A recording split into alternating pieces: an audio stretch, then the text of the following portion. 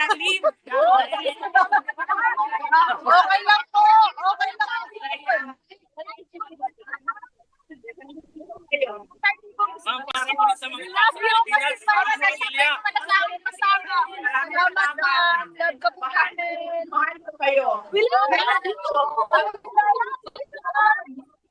Kaya meron po kaming imbitasyon sa inyo, paanyaya sa inyo na tayo ay magsama-sama sa March 23. O, ayan.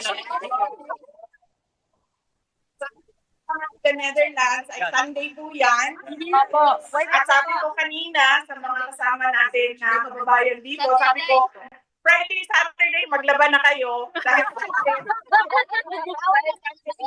kita tayo. Wala na naman. March 23. Okay. Ma'am, advance birthday celebration at Location! Location, ma'am! Netherlands, hindi ko na alam kung sa Amsterdam, sa Hague, pero dito siya sa Netherlands. Saan siya i-announce? Saan po siya ipopost, ma'am? Asa siya i-post? Asa siya po? Paano na? Yung mga group leaders. Yes, ma'am. Ah, okay, good. Sige, sige.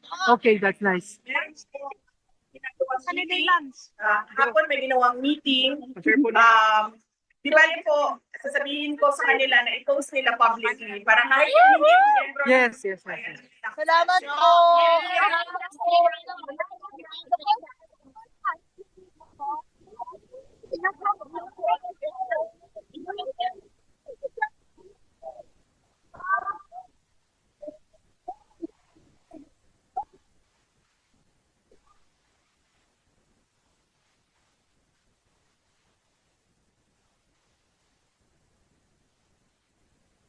Kahit umuulan na hindi kayo umaalis.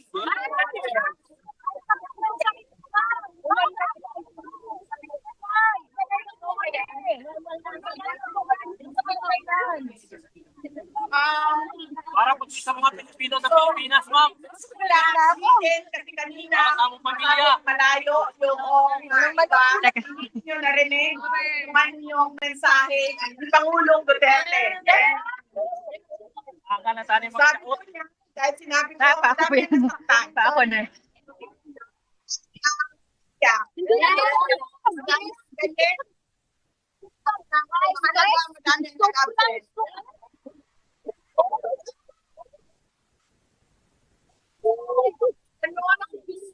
Guys, please share my life. Kanila. Paala na kayo. Ang una niyang tanong is nandyan sila, nandyan. Going right now. At buhay na kasama. Wala pa